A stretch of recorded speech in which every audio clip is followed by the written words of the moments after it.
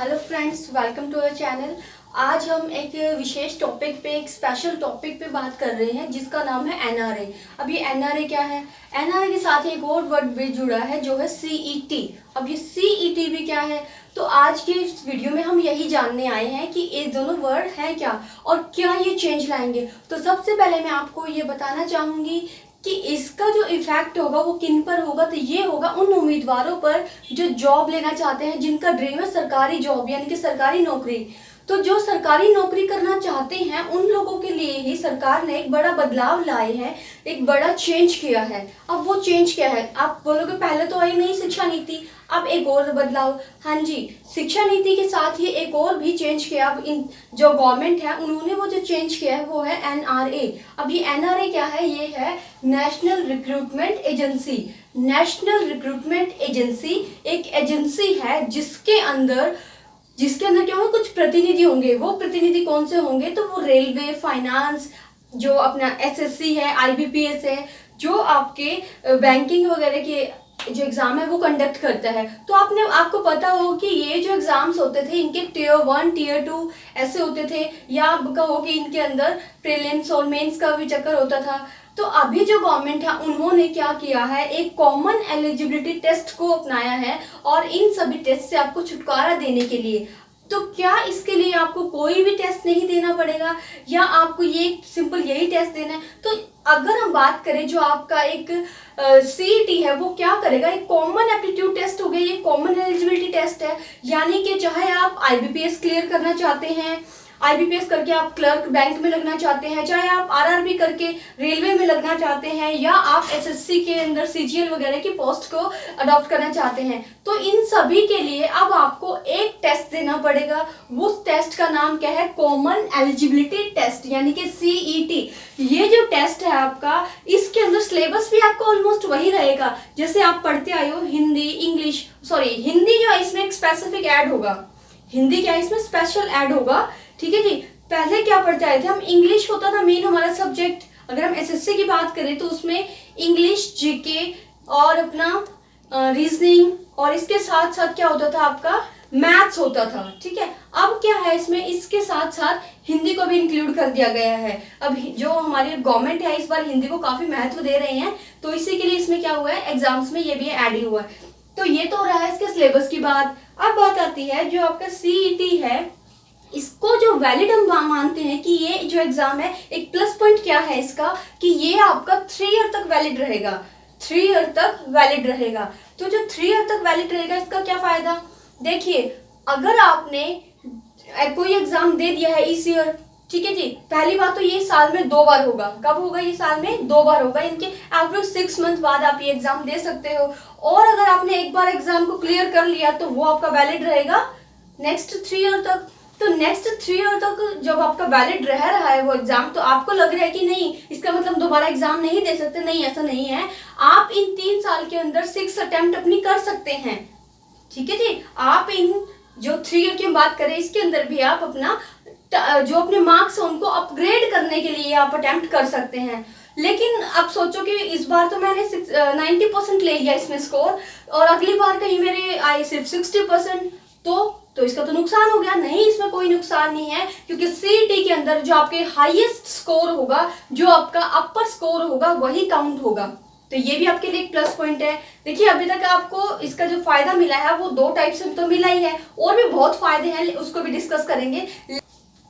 ये जो एग्जाम है हमारा, ये जो एग्जाम है इसका अंदर मेन क्या है? अब देखिए, अभी हमने डिस्कस किया है ना कि ये क्या होगा, 3 ईयर तक वैलिड रहेगा, और इसका जो पोर्टल है वो ऑनलाइन होगा। ऑनलाइन पोर्टल है आपका 24/7 आवर वर्क करेगा, और 24/7 आवर वर्क करेगा तो ये आपकी शिकायतों को भी लेगा और उनका सॉल्यूशन भी आपको देगा। तो आप कह सकते हैं इसकी जो हेल्पलाइन डेस्क चलेगा वो 24/7 चलेगा।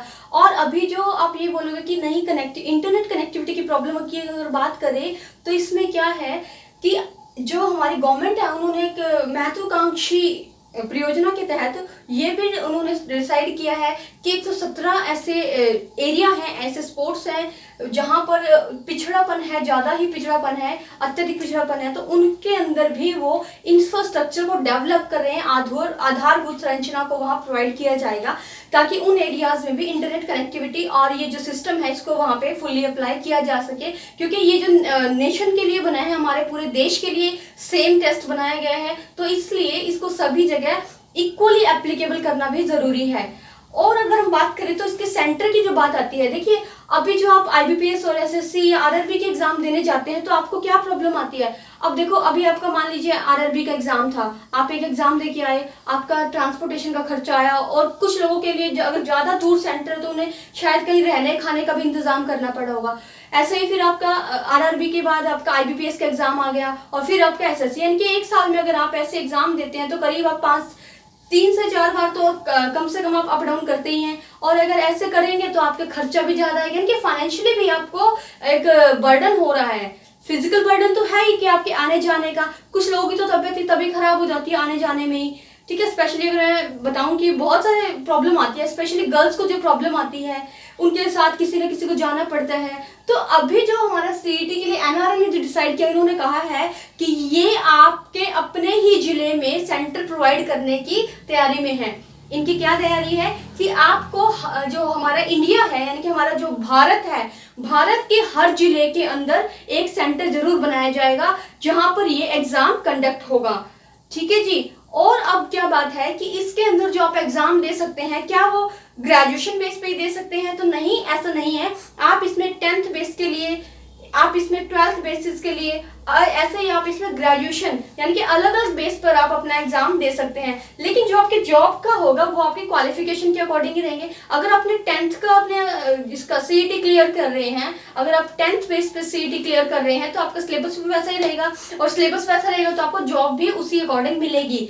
तो यानी कि अगर आप हायर जॉब करना चाहते हैं तो आपको हायर लेवल CET क्लियर करना पड़ेगा, अगर आप लोएस्ट जॉब करना चाहते हैं तो लोअर। अब इसमें कुछ लोगों के सवाल ये भी रहे होंगे, क्या इसके अंदर कोई कट ऑफ भी होगी? तो क्या इसके अंदर कोई कट ऑफ होगी? जैसे आपने STAT, अब देखिए ऐसे जैसे ये एग्जाम है CET, ऐसे ही हमारे और भी एग्जाम है, जैसे C है, CTET लगा लीजिए आप, STAT लगा लीजिए या नेट लगा लीजिए, ठीक है। तो इस टाइप के एग्जाम से भी क्या रहता है, कट ऑफ रहती है। तो क्या आपका CET में कट ऑफ है? तो नहीं, इसमें कोई कट ऑफ नहीं है।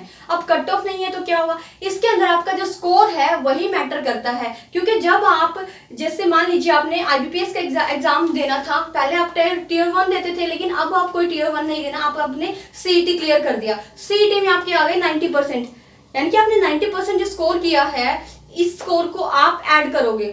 ऐड कैसे करेंगे?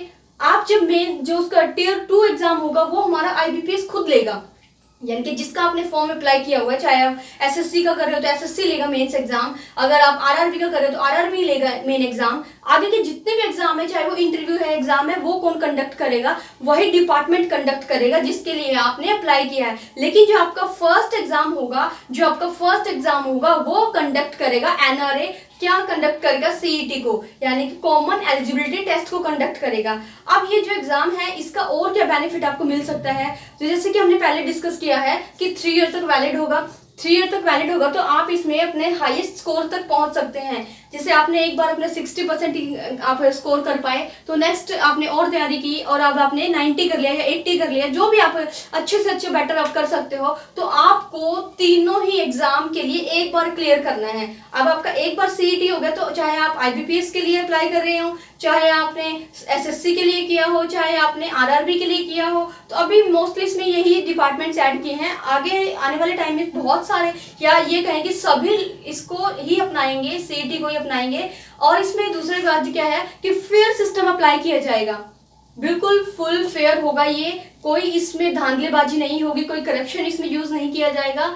तो ये एक फेयर सिस्टम लेके आने के लिए भी CET को अच्छा माना गया है। और क्या इसमें एक बात है जो खास है कि क्या इस CET के लिए कोई और प्लस पॉइंट है, तो CET का एक और प्लस पॉइंट है कि जो प्राइवेट सेक्टर है, प्राइवेट सेक्टर की जो अपर लेवल जॉब्स है, क्योंकि देखिए जब तक हमारे पास गवर्नमेंट जॉब नहीं होती, हमें कहाँ काम करना पड़ता है, प्राइवेट सेक्टर में। तो अगर हम CET क्रैक कर लेते हैं, अगर हमने CET में अच्छा स्कोर किया है, तो प्राइवेट सेक्टर में भी आप अच्छी हाई सैलरीड जॉब पा सकते हैं। और ये देखिए वहां पर भी आपको इसका वेटेज मिल रहा है। तो इस टाइप से आप कह सकते हैं कि जो आपका CET है ये एक बहुत ही अच्छी पहल है, बहुत अच्छा गवर्नमेंट का एक, इसको आप कह सकते हैं कि स्कीम है, ठीक है जी, एक बहुत अच्छा कदम है।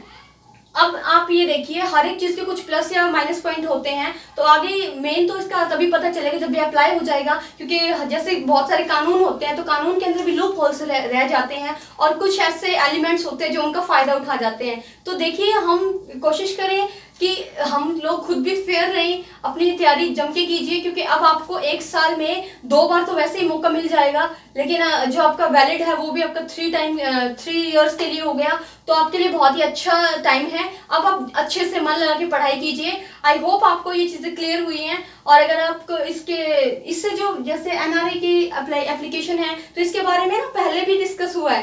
पहले इस नाम से नहीं हुआ था, कॉमन एप्टीट्यूड टेस्ट के नाम से हुआ था, जो कॉलेजेस की एडमिशन के लिए था। वो आप हमारी प्रीवियस वीडियो में चेक कर सकते हैं, डिस्क्रिप्शन में आपको उसका लिंक मिल जाएगा। तो thank you so much friends.